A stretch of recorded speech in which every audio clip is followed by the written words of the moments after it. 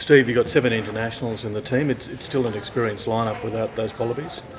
Yeah, it is. It's a good opportunity for a number of players who've trained extremely well through this pre-season period, and we're very wary of the fact that the Wallabies who've come back have had a really long year last year, and they had a good break after the World Cup campaign, 8 weeks off, and they've had a pretty good pre-season in the January period, and I think they're just sort of getting up to speed now. So giving those guys an extra week off will do them a world of good.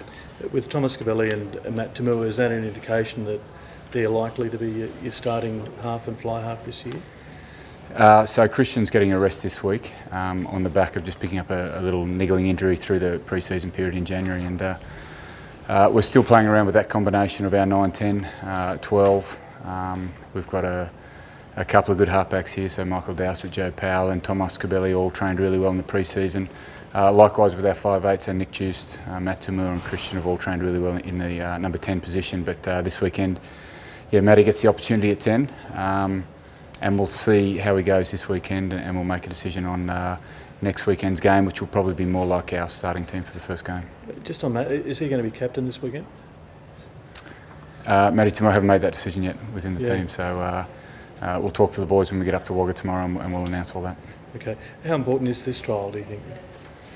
Yeah, I mean it's an indication of where we've been in this pre-season. I think this time last year going to Wagga, we were in pretty good spirits and certainly physically ready for games. We came up against the Highlanders and played quite well, but lost the game in the last sort of 10 minutes. So, you know, what's important out of this game is not necessarily the result, it's how we play and the intent that we turn up with. And the boys have had a really good run this morning, and I'd expect there to be really good intent this weekend, and that's what we're trying to get out of it. A new young face there at inside centre with Jordan Jackson-Hope getting a run? Yeah, so Jordan signed a development contract pre-Christmas on the back of his pre-Christmas, pre-season form.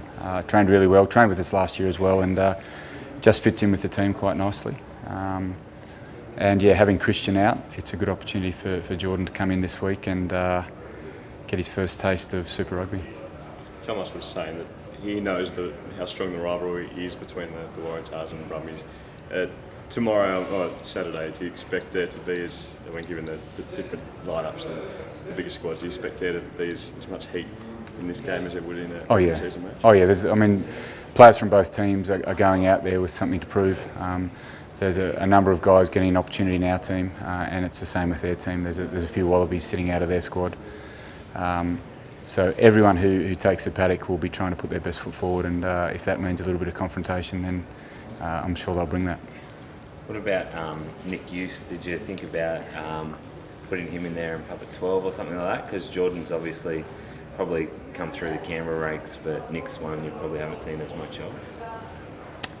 Yeah, but we also want to see Pup in there as well. So Nick's going to get some time at 10 on the weekend, but we also wanted to give Matt an opportunity at 10 as well.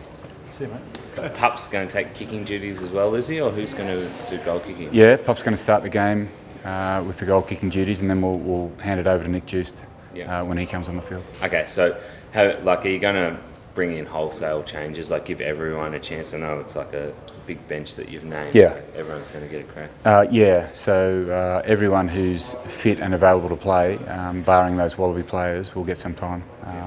And I think we're looking at least 20 minutes for everyone. Thomas, how has he fitted in here? Like obviously the language barrier is one thing, Yep.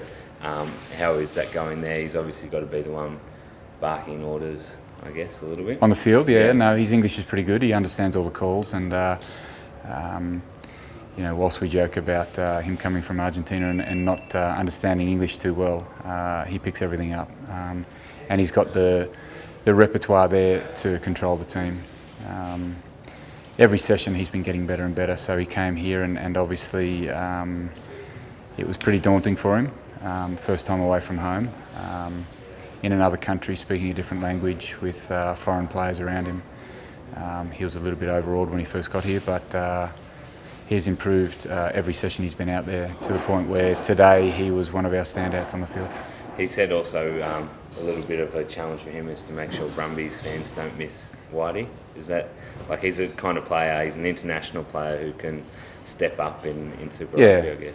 Yeah, and he's got a great understanding of rugby. So there's things that we've been working on at training with him. But once he gets on the field and he feels that competitive adrenaline surge come through him, he knows what to do out there. And I think we'll see this weekend as his first test, and then hopefully get him another chance up in the Reds the following week, and then if everything goes to plan, we should see him on GIO Stadium in that first game, and I think people will be pleasantly surprised.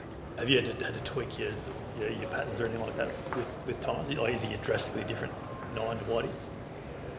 Yeah, slightly different skills. His kicking game is solid, his passing game is okay. Not quite as crisp as Whitey's, but you put him in a game situation, he knows how to get the ball out of there, so I don't think we're going to lose too much there. But I think his running game is far superior to anyone that we've seen at the Brumbies. Ever.